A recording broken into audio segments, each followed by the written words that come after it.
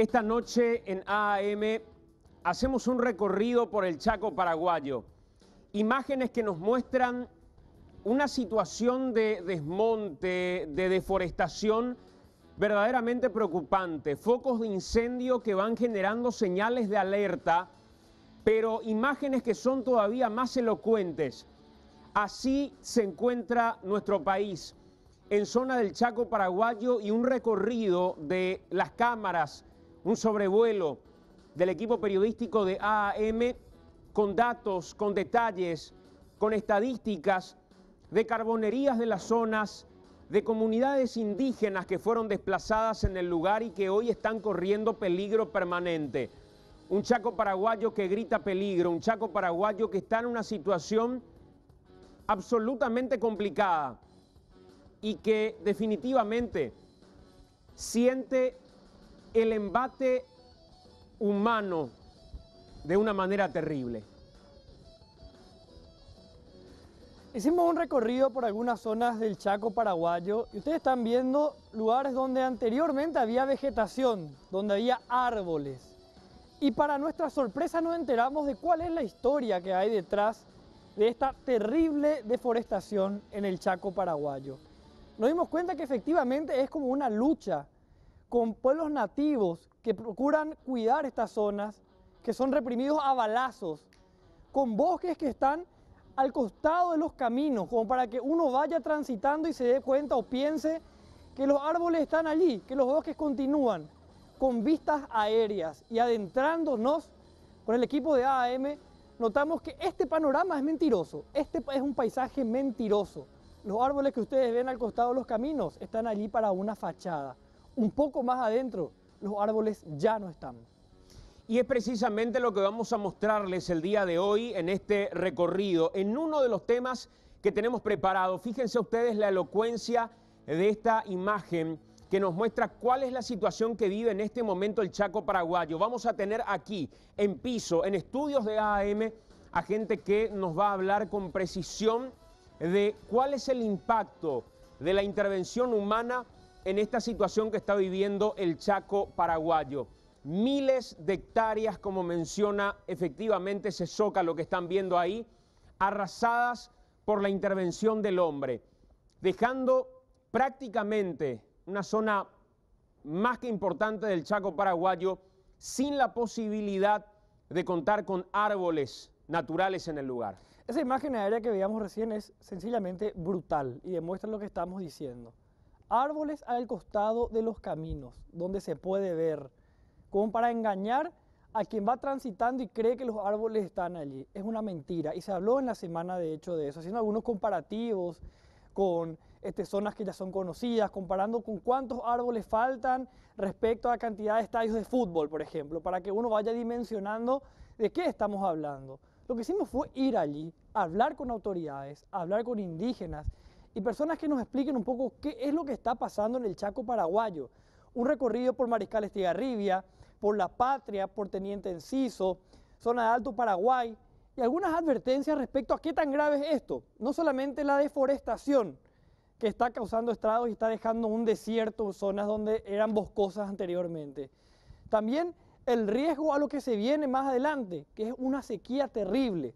Durante este invierno en Paraguay, que tuvimos altas temperaturas, tuvimos 36 grados el día de ayer, además se suma la falta de lluvias durante todo el invierno. La tendencia es que haya más sequía todavía en los próximos días, que aumenten los incendios forestales. Ustedes van a ver también de qué estamos hablando cuando mencionamos lo de los incendios. El Chaco está en riesgo por culpa del hombre y también por cuestiones propias de la naturaleza.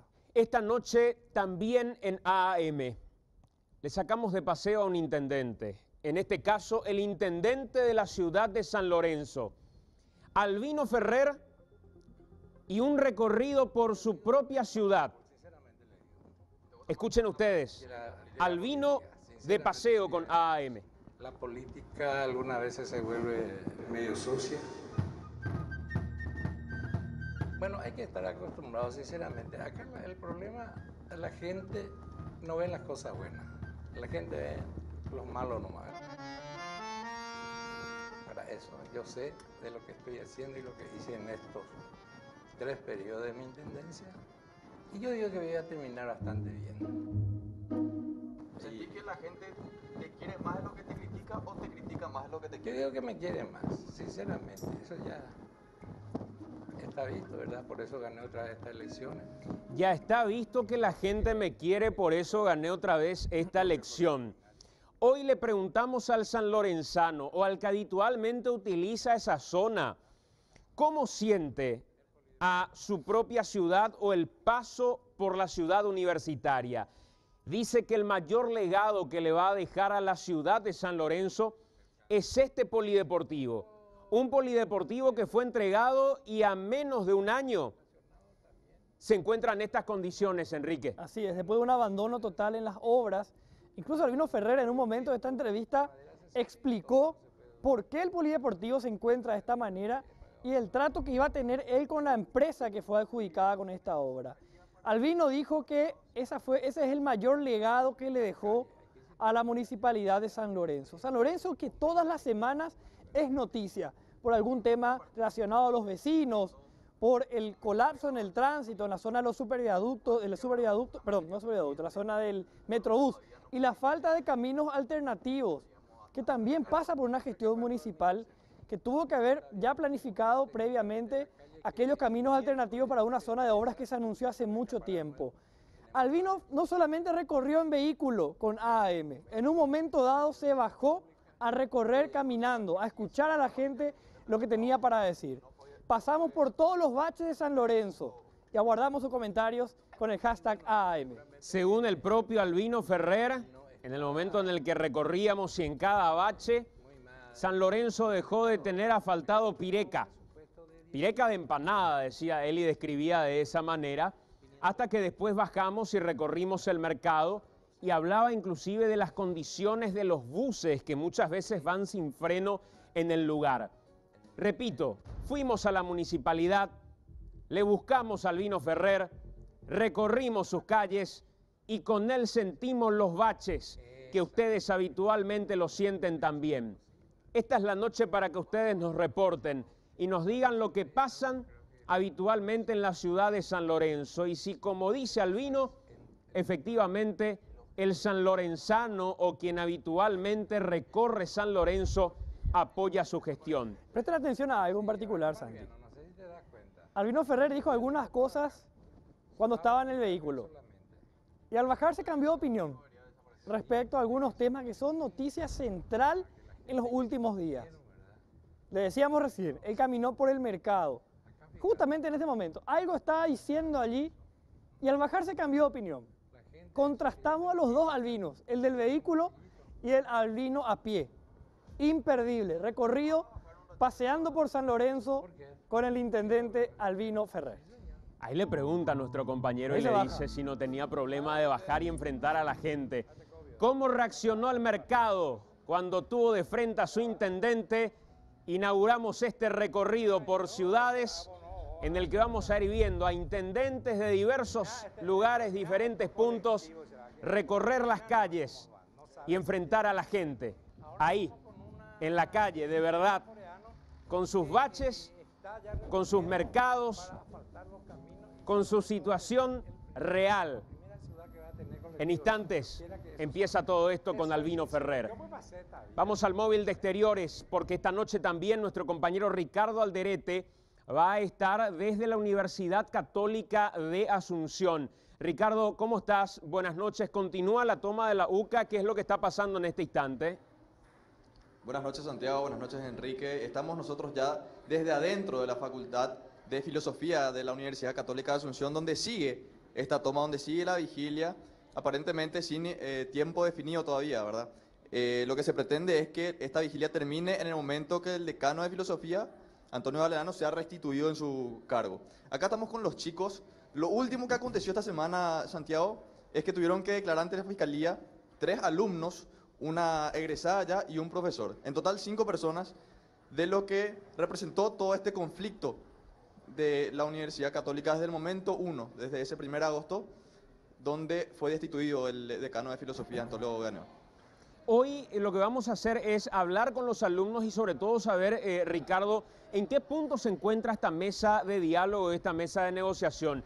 Hay una división también que se da entre criterios de alumnos de la UCA, donde otras facultades básicamente mencionan que no comparten esta toma, pero sin embargo, lo que respecta a filosofía en particular y a su decano en particular, ellos están convencidos que apenas es la punta del iceberg lo que se dio con José Antonio Galeano, exigen su restitución y ahora además denuncian despilfarros importantes como aquellos que se habían conocido en la Universidad Nacional de Asunción, pero con los recursos de la Universidad Católica.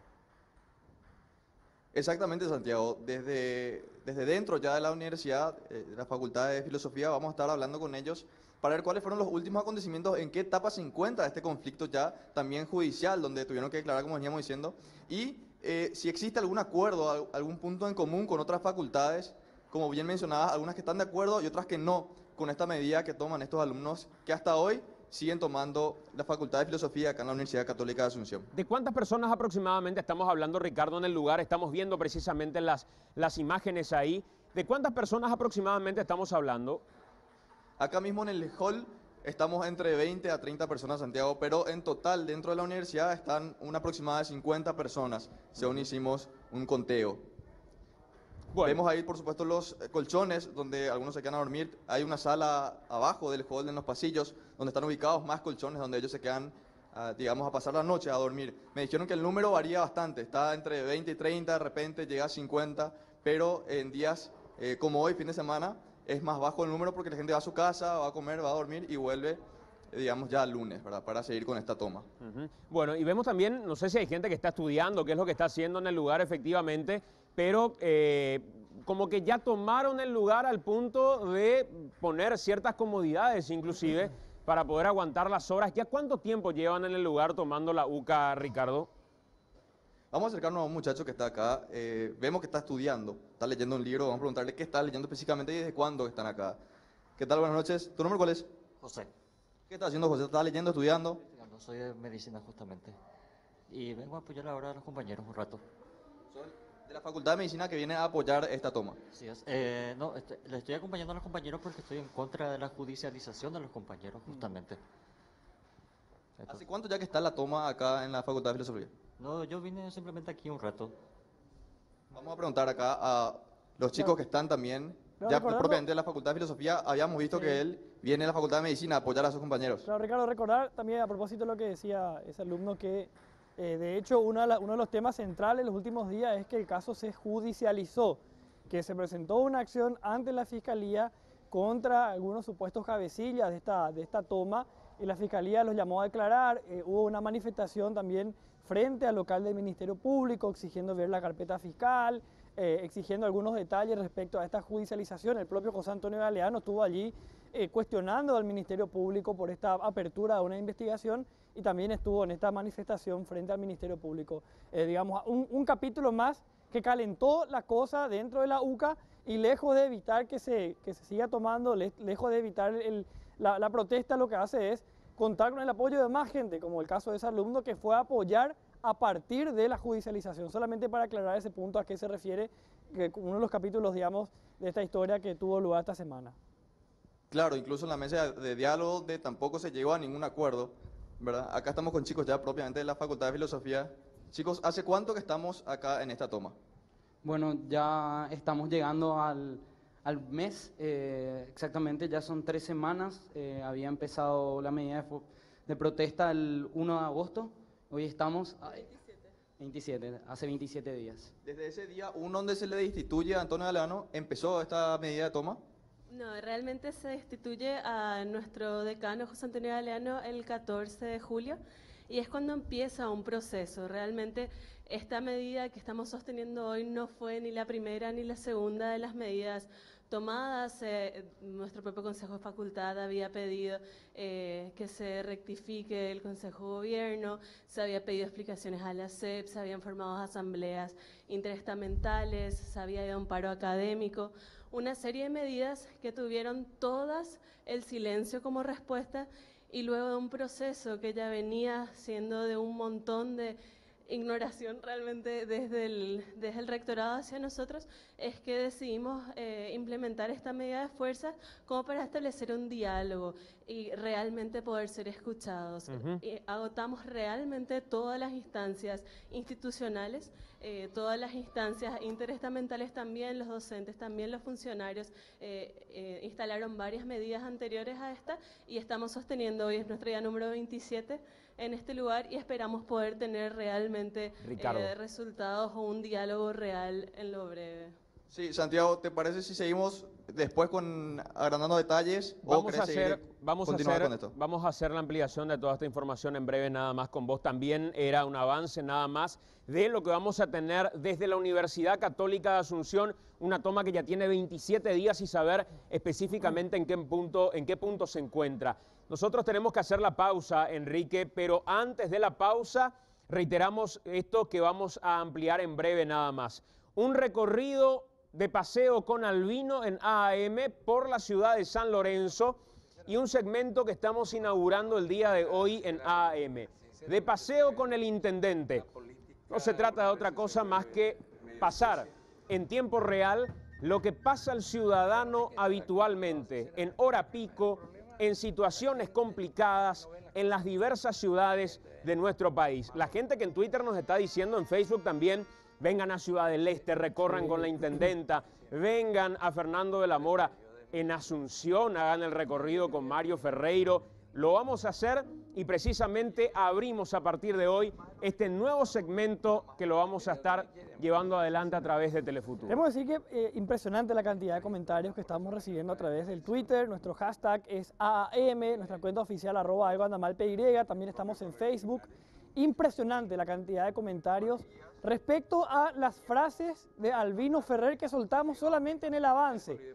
Tenemos varios cortes de esta entrevista con Albino Ferrer, habló de todo, habló de Horacio Cartes, habló de aquel día del cumpleaños de Horacio Cartes. ¿Se acuerdan ustedes que Albino Ferrer había sido uno de los primeros en llegar a Murubisharoa bien temprano en la mañana para saludar a Horacio Cartes? ¿Qué pasó en Murubisharoa? Contó todo Albino Ferrer en esta entrevista, así que es muy larga, muchos comentarios que estamos leyendo a través de las redes sociales. La pregunta que te hacemos para mandar a la pausa es, ¿a quién querés que saquemos de paseo? Contanos. Hacemos el corte, el breve corte, y enseguida estamos de vuelta con esta edición de AAM. Venimos en breve.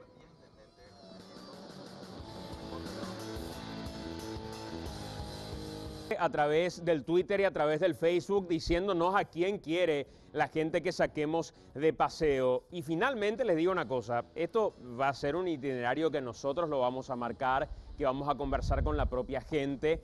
Estoy más que seguro que los intendentes nos van a querer llevar por sus zonas más lindas y más remozadas, pero finalmente se trata de un paseo por donde la gente tiene algún tipo de queja y alguna situación irregular, donde la gestión no está siendo la que debe ser. Así que iremos informando a la medida que tengamos los primeros convocados y sin mucho tiempo para que, digamos, claro, esto pueda ser real. Tampoco vamos a avisar 2 meses antes. Claro, no, por supuesto. No hay tiempo de preparación. ¿Quién por ahora va adelante? No es sé. más, a Albino le convocamos ese día y le dijimos, pasamos a buscarte a tal hora de la municipalidad. Y fue. Y fue. Aceptó bajarse. Aceptó. Sí, es el sí, primero, hay que decirlo, y no tuvo ningún problema en bajarse, ir junto a la gente, y así vamos a ir con otros intendentes, así que prepárense también porque vamos a estar por su ciudad recorriendo con su intendente. Momento de ir hasta la Universidad Católica, nuestro compañero Ricardo Alderete está en el lugar, toma de la UCA. Ricardo, adelante, señor. Sí, seguimos ya acá con Mauricio y Alicia que nos van a estar dando los últimos detalles, la actualidad de esta mesa de diálogo y de la judicialización del caso. Mauricio, ¿qué ocurrió en la mesa de diálogo? ¿Cuáles son los puntos que pidieron, digamos, en esta mesa de diálogo y qué pasó finalmente? Bueno, la mesa de diálogo llevada a cabo el 21 de agosto empieza con un pedido de los docentes de cambiar el carácter de mesa de diálogo a mesa de negociación. Una vez que eso se da, entramos a participar estudiantes y en una reunión de unas 5 horas se logran sentar ciertas garantías para establecer realmente un diálogo. Fueron unas 5 horas de una reunión donde participó un montón de gente, se llegaron a estos acuerdos que si bien eran mínimos, eran acuerdos de seguridad para poder continuar con estas conversaciones. Se quedó eso en un cuarto intermedio. Al día siguiente se retomaba, el 22 de agosto se retomaba esta mesa de negociación. Y en ese momento, al iniciar la reunión, no se da una lectura al acta, no hay respuestas respecto a eso, ¿verdad? Empiezan a pasarse por encima de todos los acuerdos que se habían llegado, los que se habían acordado. Los compañeros piden, por favor, dar una lectura al borrador de estas actas que había elaborado el secretario Cape Benítez. Y no hay ni una respuesta de parte del Consejo de Gobierno, incluso la presidenta de Derecho, que también formaba parte de esa mesa, pide, por favor, se haga lectura porque se estaba volviendo a dar toda la misma discusión que el día anterior. No hay ninguna respuesta por parte del Consejo de Gobierno, no se da una lectura a esa acta, se pasa por encima de todos los acuerdos y después de eso llaman a un receso, a un cuarto intermedio. Al volver, sin dar ningún tipo de explicación, apagan las luces y nos informan que se había acabado la reunión, no ponen una nueva fecha, no dicen por qué, se retiran en silencio, nos piden que abandonemos el lugar. Estaban los compañeros afuera en una manifestación pacífica, en silencio. Hay videos donde se pueden observar cómo salen sin dar ningún tipo de respuestas.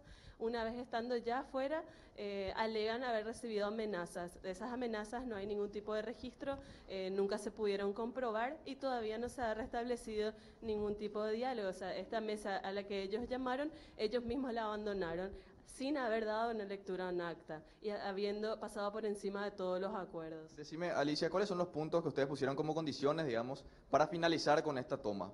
Bueno, más que condiciones como tales, tenemos 3 reivindicaciones. La primera de ellas es que vuelva José Antonio Galeano a ser nuestro decano. La segunda es que Narciso Velázquez deje el cargo de rector. Y la tercera es que inicie un proceso de reforma de estatutos, porque entendemos que ahí se da un espacio para este tipo de gobiernos autoritarios que se han instalado en nuestra universidad.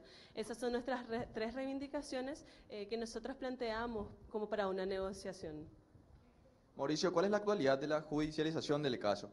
Bueno, en la actualidad ya han declarado 2 compañeros de estudiantes, se presentaron el día martes, si bien no recuerdo. Una compañera se abstuvo de las declaraciones debido a que el fiscal estaba por aquí indagando a la hora que ella tenía que hacer sus declaraciones, ¿verdad? Sobre el tema de la judicialización, nosotros queremos ser muy precisos en decir de que mucho más allá de ser judicializados, nosotros participamos dentro de las mesas de negociación, ¿verdad? Y demuestra como un carácter contrario de diálogo el de Narciso Velázquez, el de meter adentro de la universidad, sobrepasarse la autonomía universitaria y los procesos estatutarios, ¿verdad? Para que el Ministerio Público intervenga sobre los problemas que él mismo debe, ¿verdad? O sea, él nos demuestra su incapacidad para gestionar los conflictos dentro de la Universidad Católica y por eso nosotros estamos solicitando su salida. O sea, él contrata al Ministerio Público, a la Fiscalía, para resolver problemas que él efectivamente no puede, mientras siga hablando de diálogo. En un comunicado, él llama a las mesas de diálogo, pero mientras tanto también dice, y les cuento a los estudiantes que lo judicialicé. O sea, él hace la denuncia. Él es el primer rector en la historia de la Universidad Católica que sobrepasa la propia autonomía universitaria, los propios estatutos que contemplan el debido proceso para intervenir en los conflictos que ellos han suscitado, ¿verdad?, para poder resolverlos. La institución de Antonio Galeano como rector de decano, ¿verdad?, de la universidad, de la Facultad de Filosofía, es, digamos, la gota que colmó nada más el vaso. Precisamente, nosotros entendemos de que si bien lo de José Antonio es una reivindicación, tenemos reivindicaciones, como había explicado la compañera, que tienen que ver con la gestión de Narciso Velázquez, que es retirarlo a él del cargo de rector y de hacer una modificación estatutaria que contemple la participación de todos los estamentos que hacen a la comunidad universitaria y que el principio de la autonomía universitaria se basa en eso, que todas sus partes la gobiernen. Acá en la Universidad Católica no pasa eso. Los estamentos estudiantiles, docentes, egresados y de personal administrativo no están dentro de las decisiones cruciales que se deberían tomar para encaminar la universidad. Entonces, acá nosotros estamos hablando de 2 modelos de universidad que hoy se están contraponiendo. Por un lado, el que aboga en la gestión de Narciso Velázquez, acompañado con todo el Consejo de Gobierno, César Ruffinelli, Teresa Servín y demás, Gabriel Benítez, que propone una universidad que por un lado está alejada de la comunidad educativa, que realmente el diálogo es como una cuestión enunciativa, pero no de práctica, y por el otro lado también alejado de la misma conferencia episcopal, que de donde nacen los valores. La tradición de la Universidad Católica justamente desde su acta fundacional es el de velar por la dignidad humana, por sobre todas las cosas, ¿verdad? Recordar que todo este proceso donde hubieron destituciones, amedrentamientos, amenazas, no es nada digno, y por otro lado el compromiso a la sociedad que tiene unas problemáticas que la universidad desde la ciencia, desde el conocimiento, desde la tecnología puede aportar, ¿verdad? Desde ese lado nuestro modelo que nosotros proponemos es volver a una universidad que se preocupe por las problemáticas, que abogue por la dignidad humana y que sea realmente una universidad como la es la Universidad Católica, o como vino siendo tradicional, ¿verdad? ¿Cuál es la postura de las demás facultades de la Universidad Católica con respecto a este caso? Yo creo que es muy importante resaltar el trabajo que se está dando en la Facultad de Ciencias de la Salud, donde se ha dado un montón de movimiento en torno a este tema. Es muy importante resaltar que al comienzo de todo esto, la Federación de Estudiantes se había manifestado en contra nuestro, explícitamente pidiendo la intervención del Ministerio Público contra nosotros. También eso es inaudito, nunca antes he escuchado que los estudiantes pidan que se sancione a otros estudiantes. Pero eso suscitó una serie de movimientos en todas las facultades de disidencia frente a esa medida, porque ese comunicado reflejó que hay muchas instancias de representación que en este momento carecen de representación alguna, son como instancias huecas, vacías, que realmente no están representando a la totalidad del estudiantado. Te escucho, te escucho. ¿Me puedes mostrar, por favor, quiénes son los que están llegando, qué es lo que hacen, quiénes vienen? Estamos viendo ahí en imágenes a gente que va ingresando también a la universidad, si te podés acercar. Sí, vamos junto a ellos. Personas que llegan a la universidad, ¿son estudiantes de la Facultad de Filosofía? No, pueden hablar ellos, no sé, les doy la palabra. ¿De dónde? De la Escuela de Ciencias Sociales y Políticas de la UNA.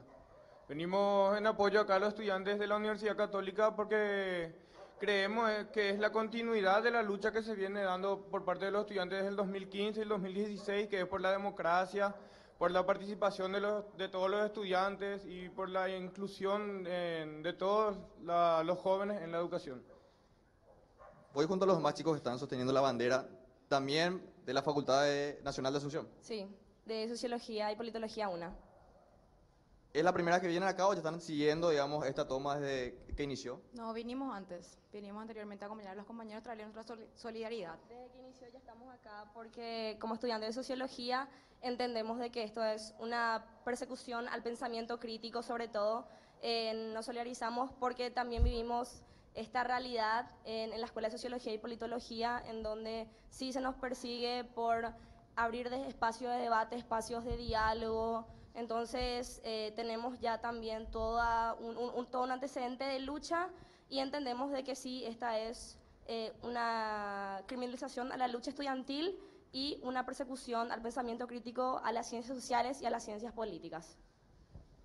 Son chicos universitarios de la Universidad Nacional de Asunción, Santiago, que llegan hasta el lugar, digamos, apoyando la causa de los estudiantes de la Universidad Católica de Asunción. Hasta el día de hoy hubo solamente una mesa de diálogo que se convirtió en una mesa de negociación que no prosperó, que no se llegó a ningún acuerdo y que hasta ahora tampoco hay ninguna nueva fecha en la cual se reunirían para tener otra mesa de diálogo, según nos comentaban los mismos alumnos, Santiago. Bueno, Ricardo, vamos a hacer una pausa y a la vuelta de la pausa voy a ir con vos, pero para avanzar lo que vamos a compartir ya a partir de las 9 en punto de la noche, esta experiencia que tuviste recorriendo las calles de San Lorenzo con Albino Ferrer, y te quiero ir preguntando también porque la gente va siguiendo esto con mucha expectativa. Así que retorno con vos en breve y esto que tiene que ver con la Universidad Católica. Recuerdo que hemos sido el primer medio de comunicación en hablar públicamente con José Antonio Galeano y de este tema de la Universidad Católica en particular, donde rompe él el silencio y nos cuenta cuál es la situación que se estaba viviendo,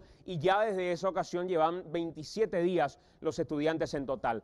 Hacemos la pausa. Santi, por cierto, hasta ahora José Antonio mantiene, digamos, lo que había dicho en el programa. Se dan cuenta que él no está ahora ahí manifestándose con los estudiantes, da su apoyo, pero de ninguna manera está como uno de los organizadores de las protestas. Apoya cuando hay que apoyar, pero se mantiene distante. Hacemos la pausa. A la vuelta de la pausa, este recorrido por la ciudad de San Lorenzo. Ya venimos.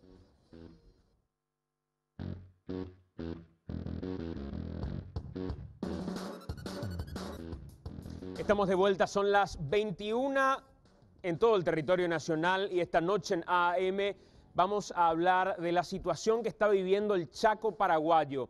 Un nivel de deforestación verdaderamente peligroso, terrible. Un sobrevuelo del equipo periodístico de AM muestra lo que está sucediendo en este momento en un área, Enrique, que definitivamente se ve golpeada por la intervención humana, la intervención más brava probablemente del hombre, desmontando todo lo que encuentra a su paso. Así es, el equipo periodístico y audiovisual de AM estuvo por el Chaco paraguayo, por Mariscal Estigarribia, La Patria, Teniente Enciso, etcétera, etcétera.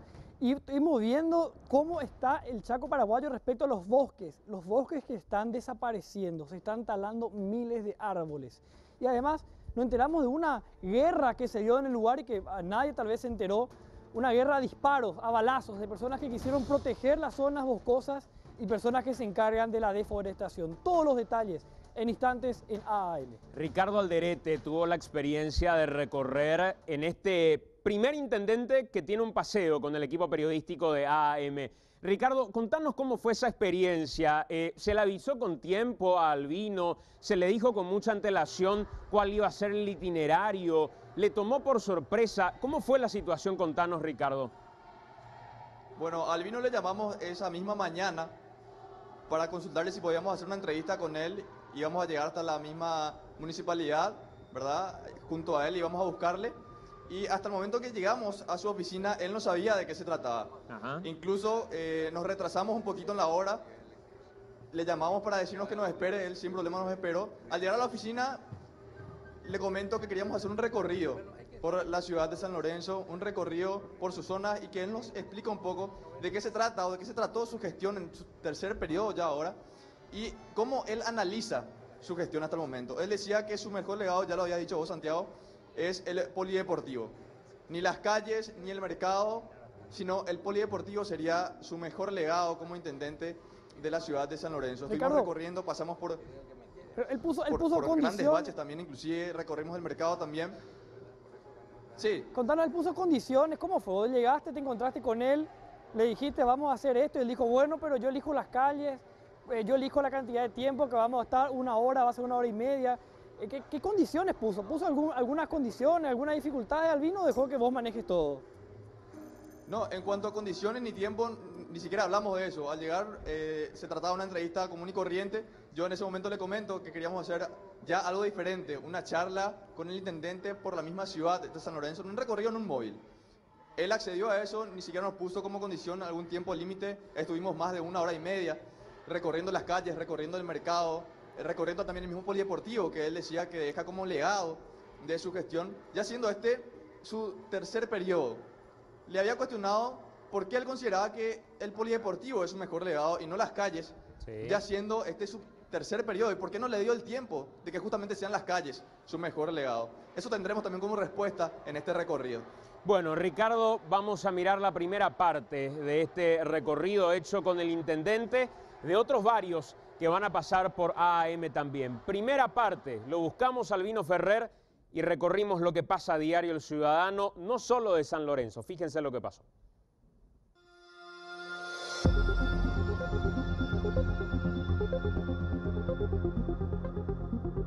Yo digo, me gusta más el fútbol, sinceramente le digo. ¿Te gusta más el fútbol que la política? Que la política, sinceramente si voy a elegir. La política algunas veces se vuelve medio sucia. Bueno, hay que estar acostumbrado, sinceramente. Acá el problema, la gente no ve las cosas buenas. La gente ve los malos nomás. Para eso, yo sé de lo que estoy haciendo y lo que hice en estos 3 periodos de mi intendencia. Y yo digo que voy a terminar bastante bien.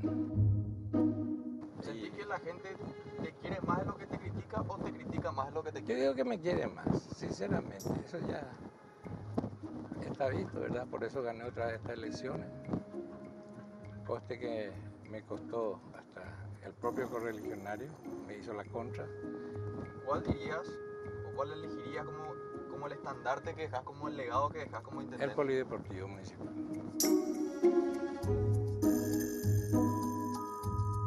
Ese sería tu mejor legado. mejor legado, coste que tuvimos un percance.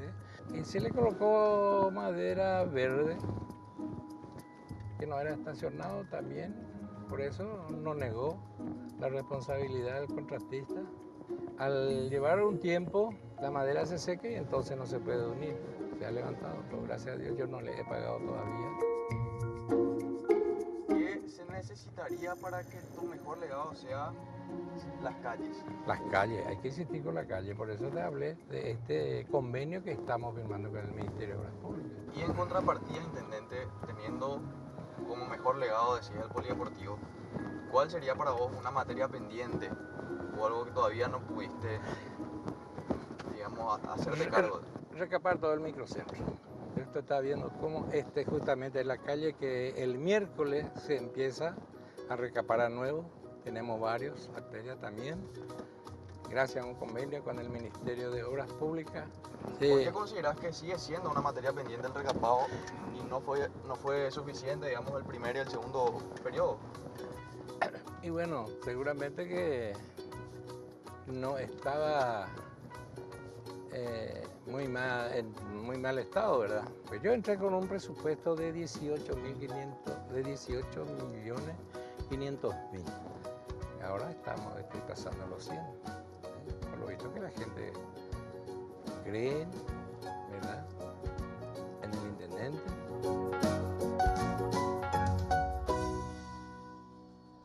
Y este paseo con Albino Ferrer tiene una segunda parte y una tercera parte también. Pero antes vamos a hacer un paréntesis porque Albino Ferrer en particular se refirió al Polideportivo de San Lorenzo y dijo que es su mejor legado. Juan Carlos Lescano tiene un informe al respecto. ¿Qué tal, Juan Carlos? 8.000 millones de guaraníes es lo que costó el polideportivo y duró poco más de medio año. Acá le contamos. 7 meses. Ese fue el tiempo que duró el sueño de muchos deportistas en San Lorenzo. Ese fue el tiempo que tardó el Polideportivo Municipal en quedar en condiciones tan deplorables que obligaron a su clausura temporal. En septiembre de 2016, con bombos y platillos, era inaugurado el tan anhelado Polideportivo Municipal de San Lorenzo. Los casi 2.000 lugares estuvieron repletos para presenciar el momento en el que el sueño de los deportistas de esa ciudad por fin tomaba forma. Los sanlorenzanos habían escuchado tanto sobre un polideportivo durante más de una década. Tras una inversión total de 8.800 millones, las promesas parecían haberse cumplido. Del acto participó incluso el presidente de la República, Horacio Cartes, quien siempre se mostró cercano al intendente Albino Ferrer. Y eso a pesar de las críticas que existen contra la gestión de su correligionario. Ferrer pintó una realidad maravillosa durante su discurso.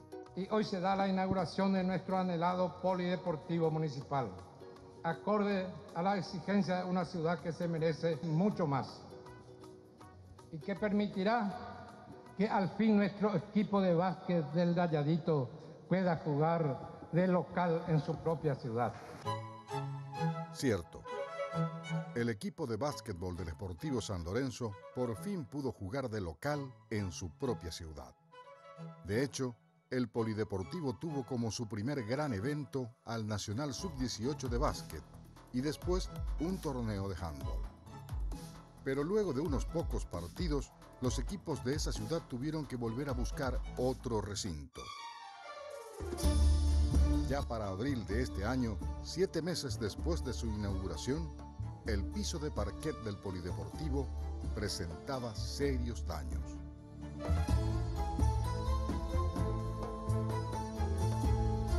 El piso se levantaba en varias partes. Deportes como el handball o el fútbol de salón ya no se podían jugar en ese lugar. El piso no solo estaba en pésimas condiciones, sino hasta ponía en riesgo la integridad de los deportistas. Hace algunas semanas, el piso de parquet, que más bien parecía hecho de madera barata y de bajísima calidad, quedó totalmente destruido. El Polideportivo hoy tiene las puertas cerradas y los deportistas tuvieron que volver a buscar dónde demostrar sus habilidades. Aunque digan que solo se tratan de refacciones, la realidad es que la pésima calidad de los materiales utilizados en la obra le pasaron factura. Hoy, el polideportivo luce vacío y espera volver a recibir grandes encuentros alguna vez.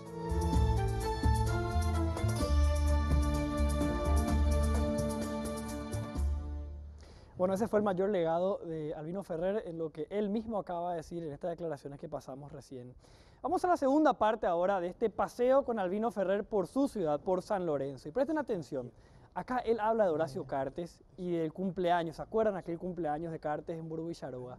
Y también habla de algunas dificultades que tiene con ciertas calles, pero presten especial atención al monto que menciona Albino Ferrer, fíjense.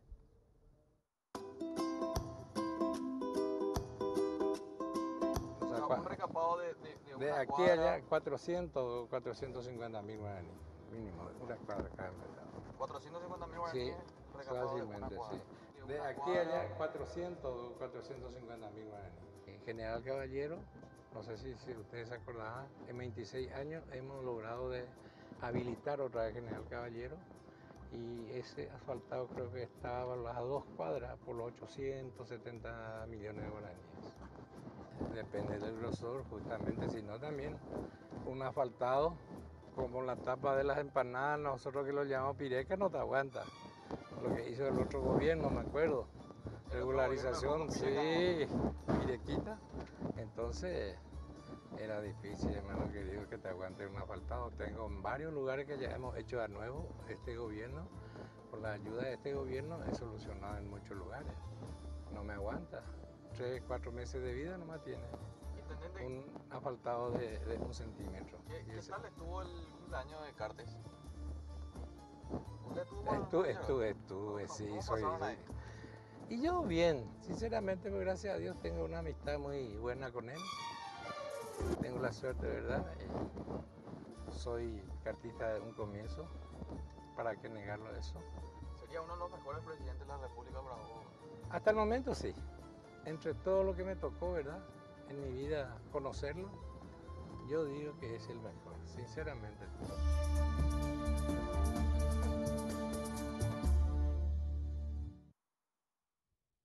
Bueno, se estarán dando cuenta que de repente la cámara como que se mueve mucho, es un poco inestable el recorrido y el micrófono como que se golpea. Entenderán por qué, ¿verdad? Estamos recorriendo algunas calles de la ciudad de San Lorenzo que muchos de ustedes ya conocen. Imagino que a su vehículo le pasa exactamente lo mismo cuando pasan por esas calles. Vamos a la tercera parte de este recorrido.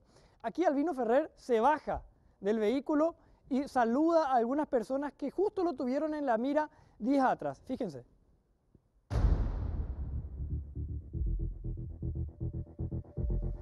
Los que están acá, digamos, son los que serían desalojados.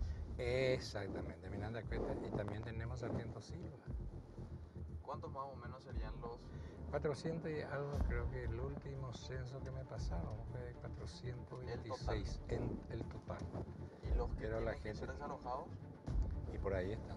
Ese desalojo prácticamente consistiría en hacer desaparecer este mercado. Sí, ahora está más liviano, no sé si te das cuenta. Anteriormente ya te copaba acá, sobraba un carril solamente. Pero en teoría todo esto debería desaparecer. Sí, tenía que desaparecer. Para que la gente que invirtieron, ¿verdad? Por lo menos, acá fíjate, Farmacia San Lorenzo. No puede. La gente, su cliente no puede ingresar, le deja un pasillito, mira. ¿Y te animás a bajar un ratito y saludarle a la gente? ¿Por qué? Sin problema. ¿Sí? Sí, señor. Va la porte. Ya te copio. Ya verás, hasta la patrona. ¿Trabaja? Coño, ahí no será, no, amigo.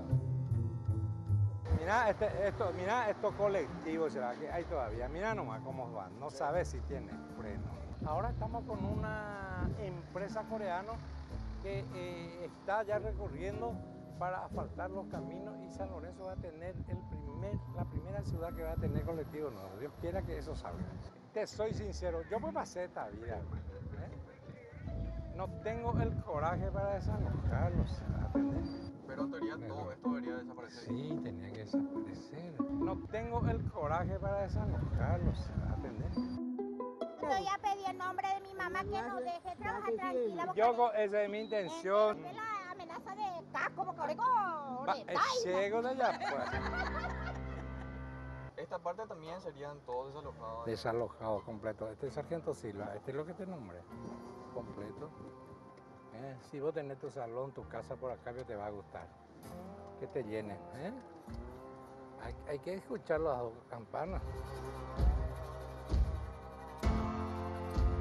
Para cerrar nomás, este es tu último periodo. Último periodo. Ni si la gente te pide. Ni si la gente, ya no hay caso. Ya, caso cerrado. Caso cerrado.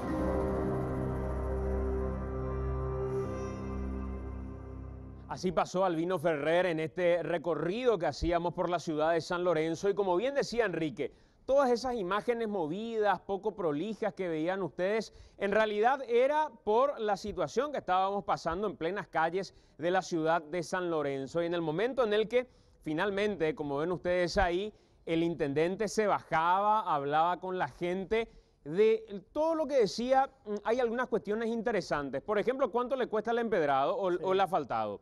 Segundo, ¿qué grosor tiene ese asfaltado? Decía él, prácticamente la pireca de una empanada que hace que rápido se levante todo, salga y sea un verdadero inconveniente. El mercado sigue siendo un problema y además de todo, dice él, mi mayor legado es el polideportivo.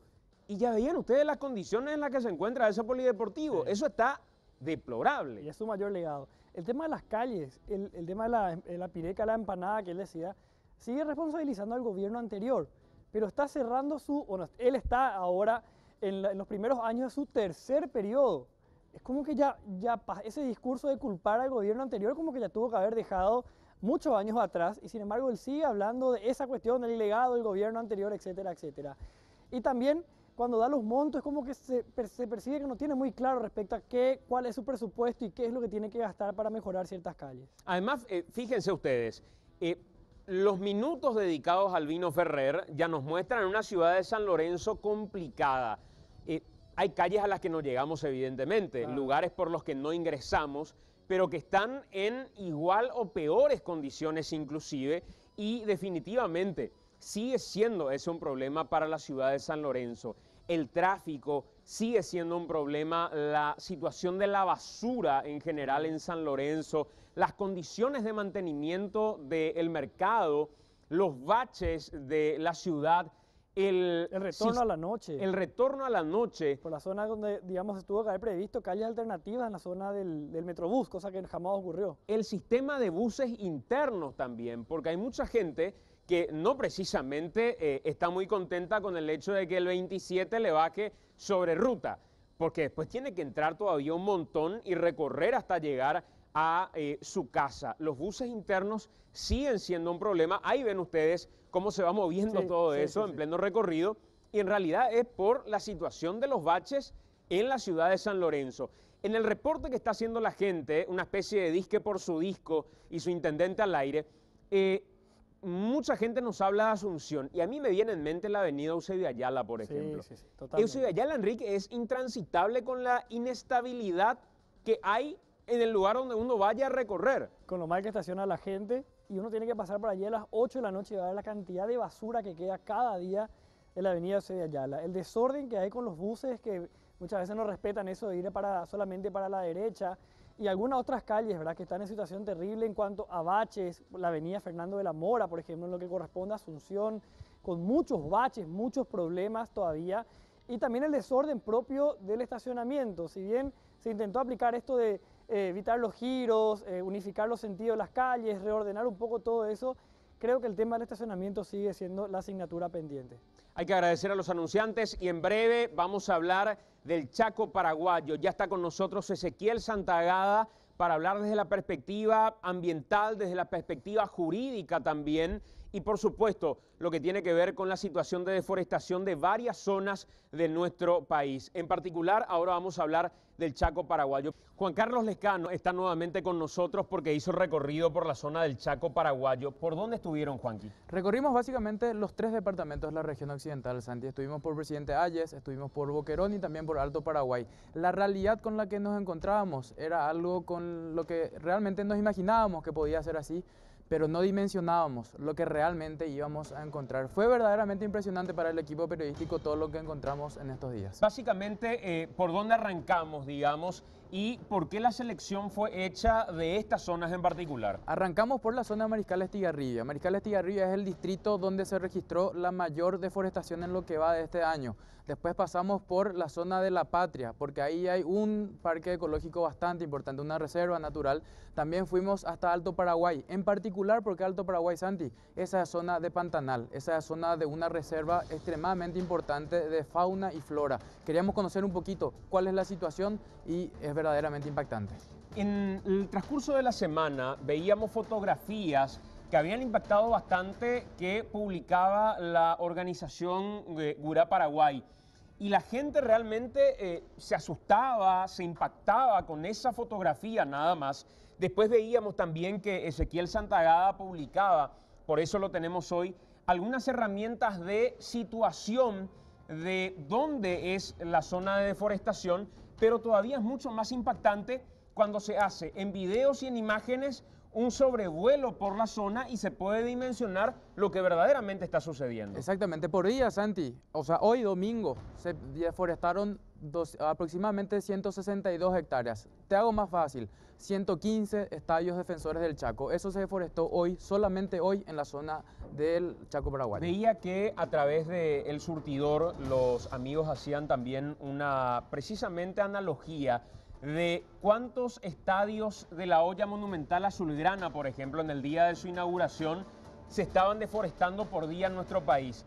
En lo que tiene que ver con algo que probablemente muchos más conozcan hoy, por el tiempo que ya fueron, que conocieron y demás, haciendo una analogía en la misma línea que los amigos del surtidor con el Defensores del Chaco, estamos hablando que la situación también es preocupante, Juan Carlos. Es demasiado preocupante. El surtidor hablaba de 222 estadios de la nueva olla del general Pablo Rojas. Nosotros también fuimos y contestamos toda esta realidad y es verdaderamente preocupante. Y también nos encontrábamos con la situación de la fauna también, los animales ya buscando refugio, cada vez menos lugares donde esconderse. Verdaderamente impresionante lo que vimos. Por día esto, ¿verdad? Los 222 ollas azulgranas por día se Por deforestan. día, exactamente. Hoy domingo se deforestaron 222 ollas azulgranas.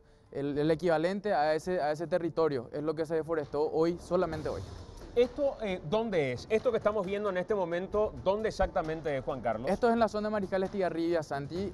También estamos viendo ya también parte de La Patria, porque hicimos ese camino, seguimos hacia la frontera con Bolivia y fuimos levantando nuestro dron cada vez que podíamos y encontrábamos esta realidad.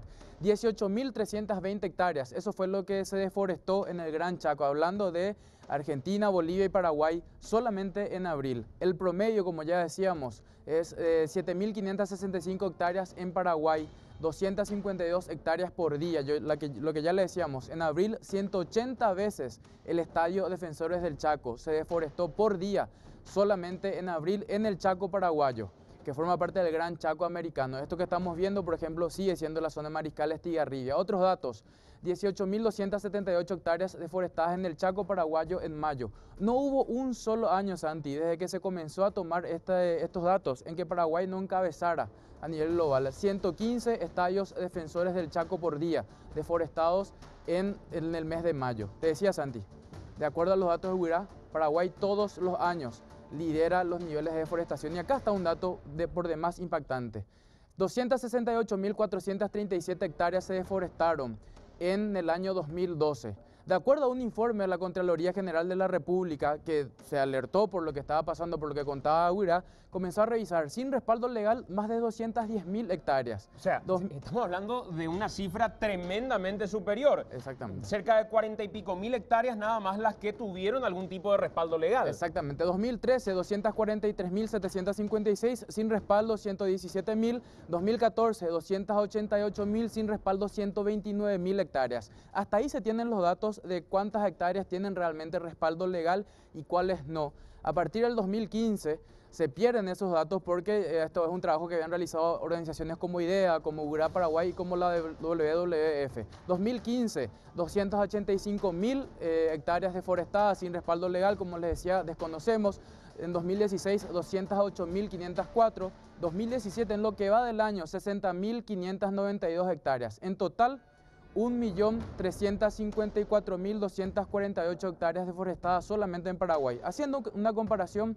Casi 10 veces la superficie del departamento de Concepción es lo que se deforestó en estos últimos 5 años. Y si miramos solo la zona de Presidente Hayes, Alto Paraguay y Boquerón, estas son estadísticas reales ¿de qué organización? De la organización Gurá Paraguay. Ellos son los que hacen el sondeo mensual. 3.400 hectáreas deforestadas en Presidente Hayes, 9.063 en Alto Paraguay y en Boquerón 34.960 hectáreas. 30.000 de esas hectáreas corresponden al distrito de Mariscal Estigarribia Santi, de acuerdo a los datos, repetimos, proveídos por la organización Gurá Paraguay, que es la que realiza este tipo de sondeos desde hace 5 años. Juan Carlos, quédate un segundito mientras estás compartiendo eso. Contanos esto que estamos viendo de Mariscal Estigarribia y Bahía Negra, porque en instantes vamos a escuchar testimonios de comunidades indígenas también que hablaron para AAM y es el impacto ya en las propias comunidades de este nivel de deforestación.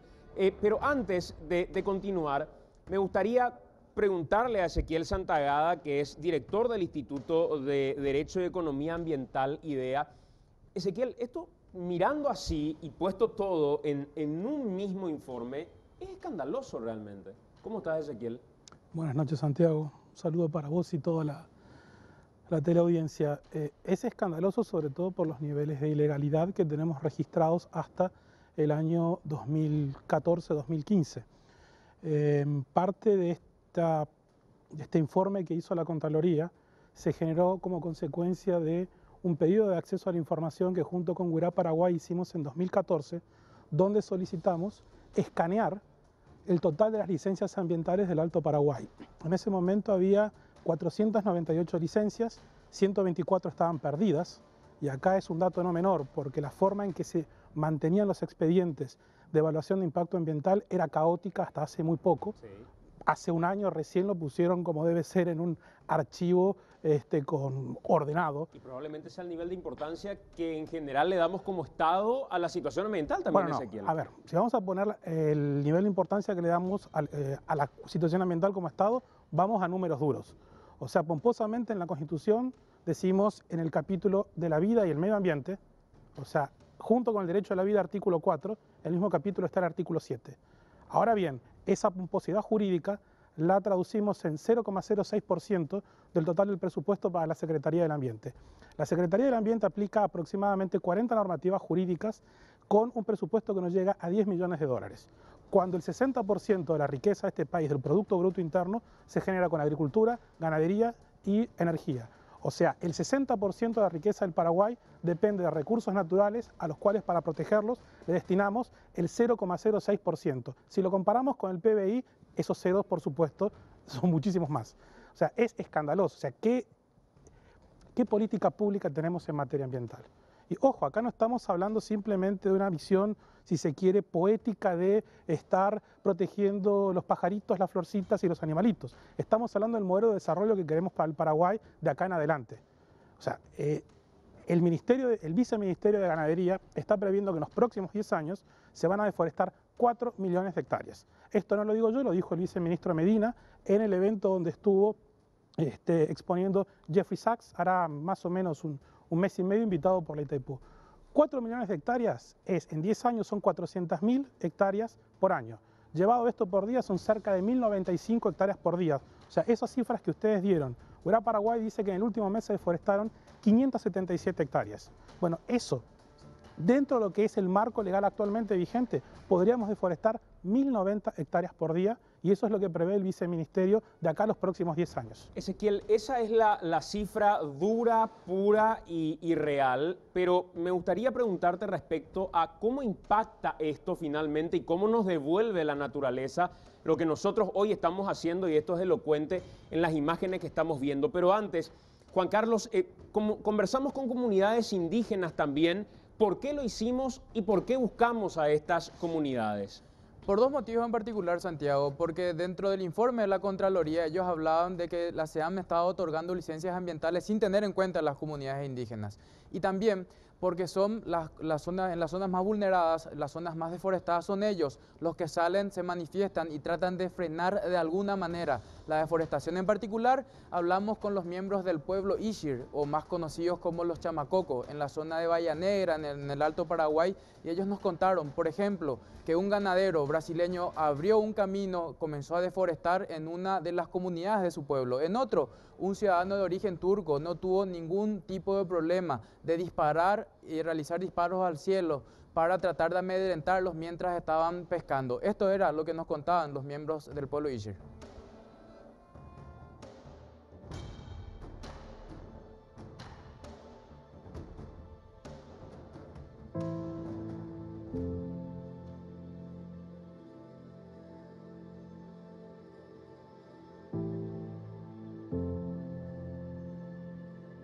Acá hay mucha deforestación por los extranjeros.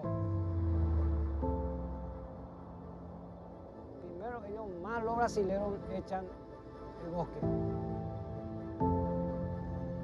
Un ganadero sin consentimiento de la comunidad abrió un camino dentro de la propiedad de la comunidad Ixir. Un ganadero invadió a nuestro territorio. Nosotros somos indígenas. Tiene por lo menos 5 kilómetros cortando montes, que los montes nosotros no queremos que se echen. Mira que los montes como están, se queda como basura. Nosotros somos los indígenas, somos la naturaleza. La naturaleza es los montes, los bosques, lo que nosotros los imaginamos mucho.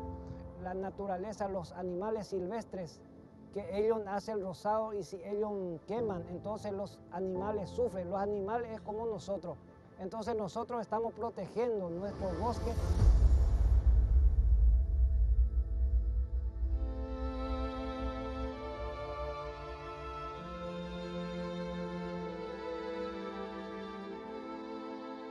Cuando la gente indígena pescaron en el río, ellos tiraban y hacían los personales del Puerto Ramos. Les hicieron tiroteo por arriba y ahí hicimos una denuncia contra el turco. Un turco el dueño. Esa es una tristeza. Es una tristeza. Como nosotros vivimos, somos los originarios, somos indígenas que mediante nuestro abuelo vivimos acá. Mediante ellos, nuestros abuelos pelearon contra Bolivia, ellos ganaban. Como Capitán Pintura, Stuebit y todos los más indígenas que participó en la guerra y nunca no se acuerda de nuestro abuelo.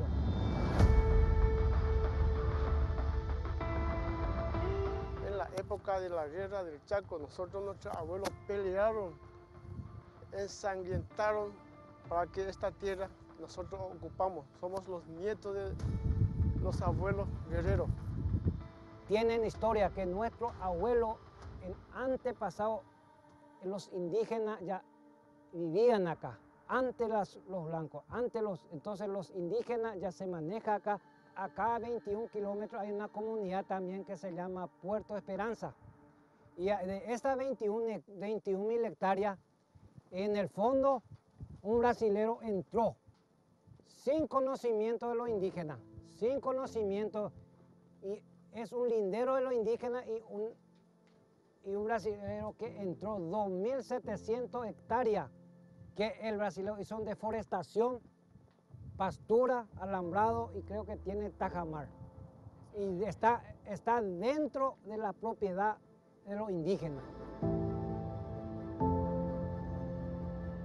Como una persona, un brasilero o un extranjero viene de otro lado, quiere manejar a los indígenas, siendo los indígenas es dueño de acá. No puede ser. Las autoridades tienen que escuchar a los indígenas, su reclamo, porque es nuestro derecho. Los bosques son los que traen la belleza, el orgullo. El bosque tiene su oxígeno. Y si echamos todo el bosque donde estamos, ya no hay más oxígeno que pueden defender el ambiente.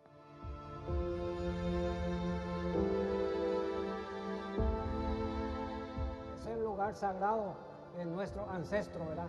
Esta es una tierra sagrada.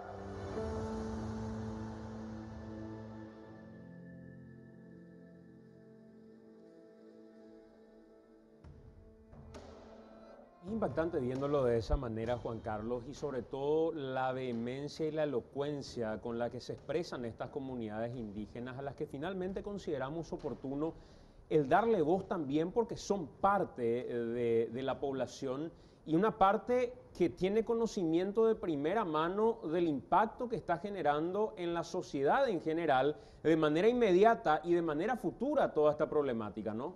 Exactamente, los pobladores de la comunidad de Puerto Diana, que eran con quienes conversábamos, y también de Bahía Negra, nos contaban, de hecho, Santi, que esta, por ejemplo, es una época en la que están todavía tranquilos, pero que a partir de septiembre es cuando empieza realmente el problema de la tala, y también con ello la quemazón de los bosques.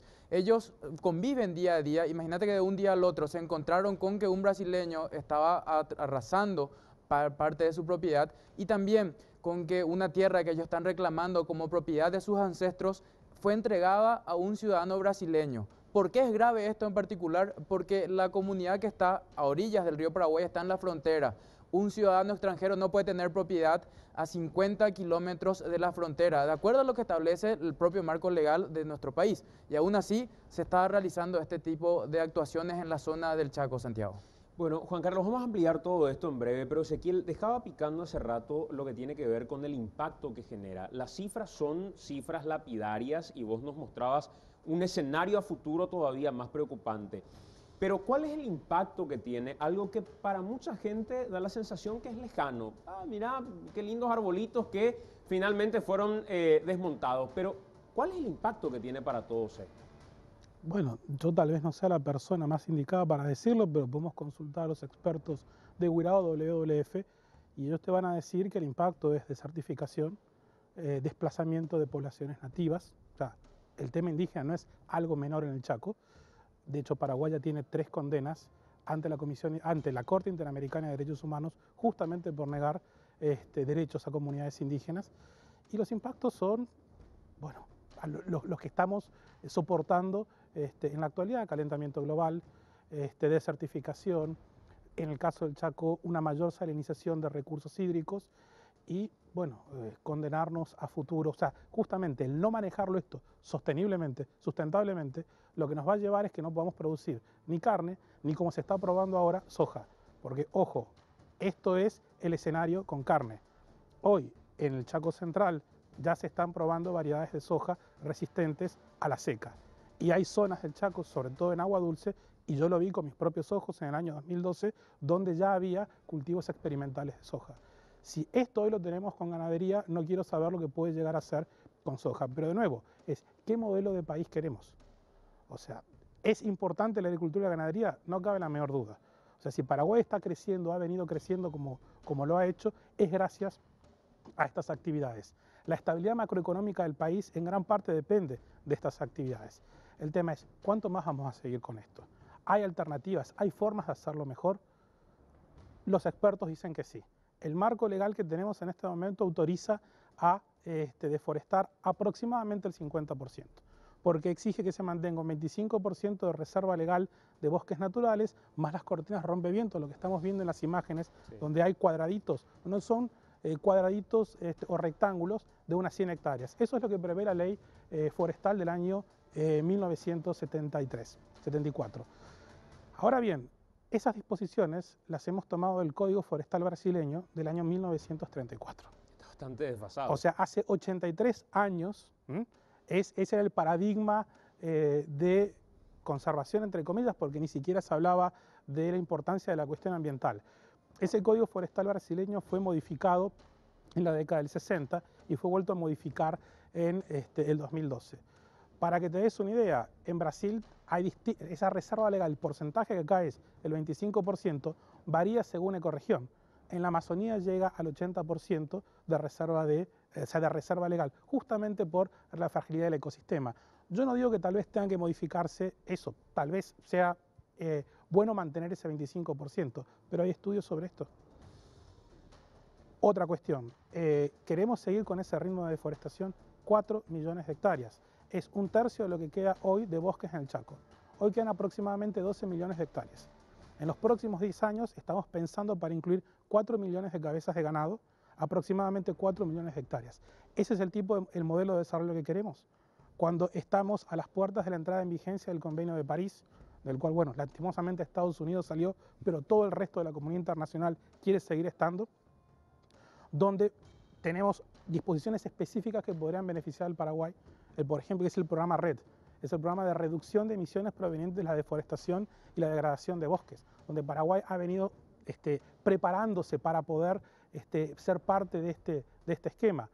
Otra alternativa, la ley de servicios ambientales, algo sobre lo cual no se ha hablado, pero desde que se empezó a reglamentar, y se empezó a reglamentar en 2013-2014, hoy tenemos bajo el sistema de protección de servicios ambientales cerca de 180.000 hectáreas de bosques. Por supuesto, comparado con las 4 millones de hectáreas que se piensan talar, es absolutamente nada.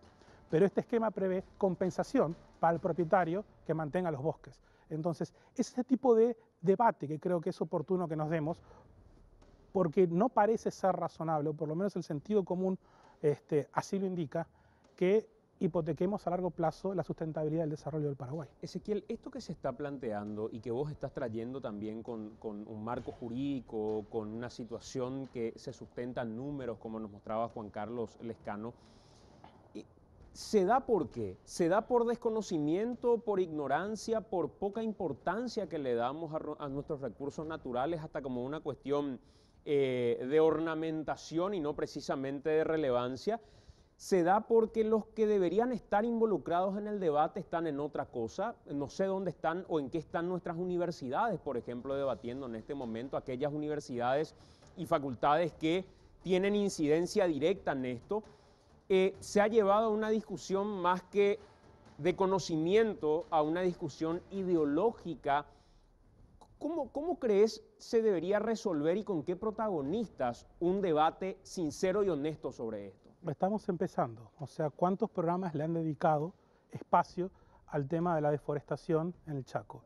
Y acá estamos hablando, o sea, y yo quisiera hacer hincapié en la deforestación ilegal. O sea, con los datos que mostraron ustedes hace un rato, no tendrían licencia ambiental. Aquí quiero aclarar algo, la licencia ambiental es simplemente un estudio acerca de cuáles serían las medidas que habría que tomar para evitar mayores impactos ambientales, pero quien autoriza la deforestación no es la SEAM, es el INFONA. Y nosotros, por ejemplo, no tenemos un estudio sobre cuáles serían las áreas frágiles que habría que proteger para eventualmente no autorizar tanta cantidad de hectáreas. O sea, este debate, por ejemplo, hoy no tenemos en la ley, empecemos a hablar de responsabilidades, no tenemos en la ley la evaluación ambiental estratégica, que es la que nos permitiría justamente tomar decisiones de política. La planificación que hoy se hace, la autorización que se hace finca por finca. Mantenemos manchones de 25% en cada una de las fincas. Eso, por supuesto, que no es sostenible, porque corta la conectividad, corta el hábitat de las especies de fauna, corta el flujo de genes entre flora. Ese tipo de cuestiones, por ejemplo, deberíamos resolverla vía jurídica. Interés político, estamos en una etapa preeleccionaria. ¿Qué candidato nos ha hablado del modelo de desarrollo que queremos? Nadie. Ninguno. Nadie nos ha hablado. ¿Qué proponen en materia ambiental? ¿Vamos a cambiar este presupuesto paupérrimo, inexistente? Y vamos a cargarle... A ver, yo trabajo hace años con la SEAM. En la SEAM hay gente de primer nivel, como también hay gente que no es de primer nivel, como en todas partes. Pero es imposible cargarle a una institución la responsabilidad del cuidado del patrimonio ambiental del país con menos de 10 millones de dólares. O sea, ¿cuánto le dedicamos a áreas protegidas? O sea, que son entre el 5 y el 7% del territorio, $500.000 al año. Es imposible manejar las cantidades de áreas protegidas que tiene el país con ese presupuesto. O sea, acá tiene que haber un debate político importante, o sea, es una cuestión de valores. ¿Nos importa o no nos importa la cuestión ambiental? Y si nos importa, que no quede en la mera declamación. Pongámosle presupuesto. Vamos a hacer una pausa, 21:44, 21 grados la temperatura en vivo a través de Telefuturo. A la vuelta más información en AM.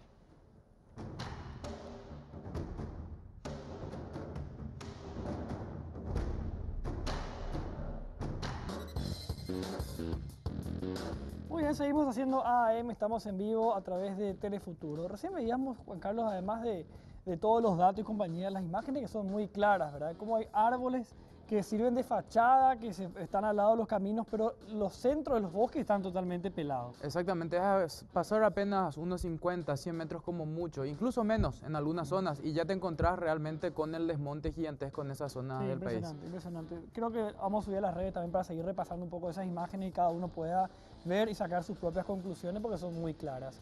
Vamos ahora a la intervención de la Secretaría del Ambiente, porque a partir de lo que se publicó, estas son las imágenes de las que estamos hablando, por cierto, que tienen los datos encima, pero fíjense en particular en las imágenes posteriormente. Hablamos de la SEAM, Juan Carlos, ¿qué pasó? Exactamente, luego de que organizaciones como IDEA, WIRA Paraguay y WWF realizaran esta denuncia de la situación de la deforestación, la Contraloría abre un sumario a la SEAM. ¿Y qué es lo que encuentran? Encuentran, por ejemplo, que otorgaron declaraciones de impacto ambiental sin contar con algo tan básico como los mapas de lo que se iba a realizar. Las licencias ambientales nunca analizaron lo que contaba, por ejemplo, Ezequiel hace rato, la protección de una especie vulnerable como es el palo santo, declaraciones de impacto ambiental en reservas que no cumplían requisitos y no respetaban los cauces hídricos. Por ejemplo, esas franjas tienen que estar pegadas entre una propiedad y otra. Licencias ambientales para actividades dentro de áreas silvestres protegidas. También no se respetaban hábitats naturales de los animales.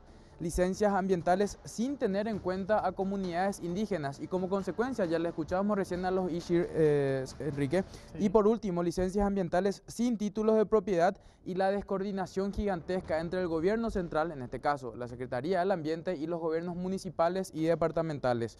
El equipo periodístico de AAM, Enrique, no se quiso quedar solamente en el anecdotario y es por eso que decidimos presentar a través del portal de acceso a la información pública dos solicitudes, la 7699 y la 7700. La 7699 a la Secretaría del Ambiente, justamente porque queremos volver a revisar la situación legal. Estamos pidiendo todas las licencias ambientales que se encuentran vigentes a nivel país, también los datos estadísticos que manejan en cuanto a la situación del Chaco y por último, las medidas que tomaron para subsanar estas irregularidades. Hace un par de semanas nada más la Contraloría le respondió una solicitud de acceso a IDEA, WWF y WIRA Paraguay y dijeron que la SEAM no cumplió el plan de mejoramiento de esta situación. Y por último, al Infona le pedimos datos estadísticos concretos que manejan ellos sobre el uso de áreas boscosas a nivel nacional y en particular en los 3 departamentos de la región occidental. Tienen 15 días hábiles para darnos esos datos. Bueno, vamos a estar pendientes a esa respuesta. Y acá el doctor nos va a poder explicar algo que me llamó la atención de lo que decía Juan Carlos, que las declaraciones de impacto ambiental no tenían mapas. De lo que yo tengo entendido es que se empieza por el mapeo, justamente para una declaración de impacto ambiental empieza por allí. Si es que no se tienen mapas es porque todo el proceso se hizo en forma irregular. Juan Carlos, muchas gracias, señor. Ha sido un gusto. Santiago. Excelente trabajo de todo el equipo de producción y equipo periodístico de AAM. Y vamos a ver qué es lo que nos responden finalmente de manera oficial a este pedido de acceso a la información. Por último, Ezequiel, hablando de acceso a la información, ¿cómo conviven ambas situaciones en una situación como esta? Bueno, justamente hace años, IDEA, a mí me han visto pujando por el derecho de acceso a la información durante años y fue justamente como nuestra organización se involucró en promover una ley de acceso a la información porque estamos convencidos y ahora el tiempo y la tecnología nos está dando la razón de que con acceso a la información pública en formato de datos abiertos y con el uso de la tecnología actual podemos aplicar la ley ambiental mucho mejor. Estos datos, por ejemplo, que se estaban mencionando en el informe de Contraloría, que son hasta 2014, podremos contrastarlos con la gestión del actual ministro, que es de 2015 para acá, justamente con información pública. Es la ley de acceso a la información pública que prevé que toda esta información sobre licencias ambientales de la SEAM y sobre autorizaciones de cambio de uso de suelo del Infona estén online.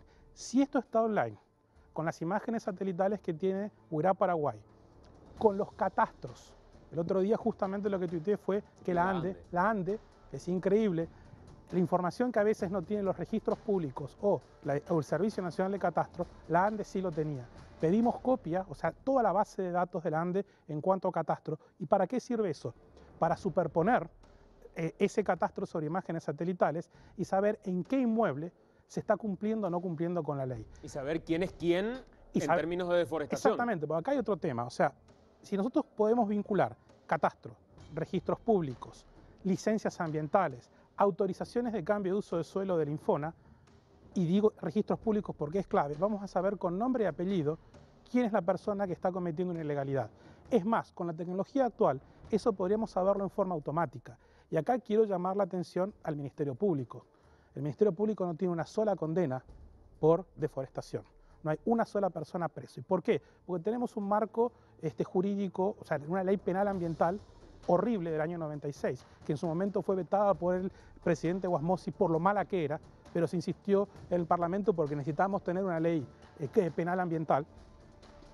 Pero el Ministerio Público no solamente no manda preso a la gente, hay algo mucho mejor que podría hacer: ejercer la acción civil en materia ambiental y exigir la recomposición del ambiente. No hay un solo caso en el Ministerio Público que esto se haya hecho. Ahora que estamos debatiendo quién va a ser el próximo fiscal general del Estado, cuál es su política penal ambiental al respecto, ¿por qué no crea una unidad civil ambiental que lo pueda hacer justamente para exigir la recomposición del ambiente? Esto se hace en Brasil y ha tenido mucho más éxito, porque de nada nos sirve mandar preso a alguien, lo que nos importa es recomponer el daño causado.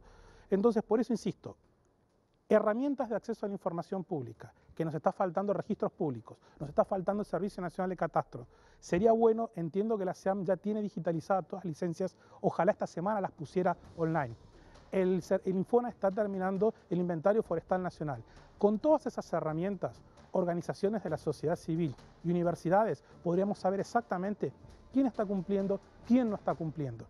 Eso nos serviría justamente para dar este debate del cual estaba hablando. ¿Qué modelo de desarrollo queremos? La información es que, la buena noticia es que si cumpliéramos con esta ley de acceso a la información pública, sabríamos con nombre y apellido quién es quién en materia de deforestación. Así mismo, y para ser justos, esto está incluido en el tercer plan de acción de gobierno abierto y hay un plazo máximo que tiene la SEAM, que es junio del año que viene, para poner, y el Infona también, para poner a disposición esta información. Yo entiendo que la SEAM está en las etapas finales de terminación de este trabajo, pero por lo menos un adelanto de todo esto esta semana nos serviría justamente como para empezar a agarrar a los más grandes deforestadores y poder mandarlos a la Fiscalía con nombre y apellido. Y ahí la Fiscalía va a tener que ponerse los pantalones largos y empezar a aplicar la ley ambiental como corresponde. Gracias, Ezequiel, por estar con nosotros. Un gusto. Ezequiel Santagada.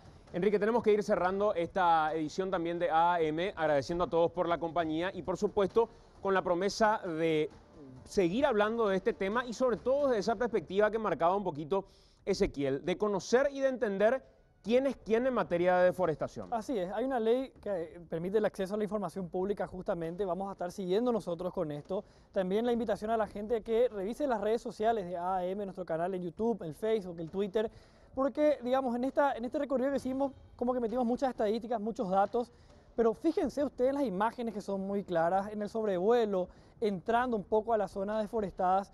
Analicen cada uno en su casa, con detenimiento, pongan pausa, miren lo que son estas imágenes que hablan por sí solas del terrible estado en que se encuentra el Chaco paraguayo. Señores, nos vamos. Gracias a todos por acompañarnos. Ya se viene todo el fútbol, por supuesto con el Superclásico. Claro, jornada de clásicos. A través de Telefútbol. Aburrido. Terminó 1-1. ¿Eh? Aburrido, sí. No, ¿cómo que aburrido? En lo futbolístico, pero hay mucho para ver de lo que fue la previa, el post, el análisis, las declaraciones de los técnicos, ¿Vos también sos de los olimpistas que quiere que se vaya Almeida o no?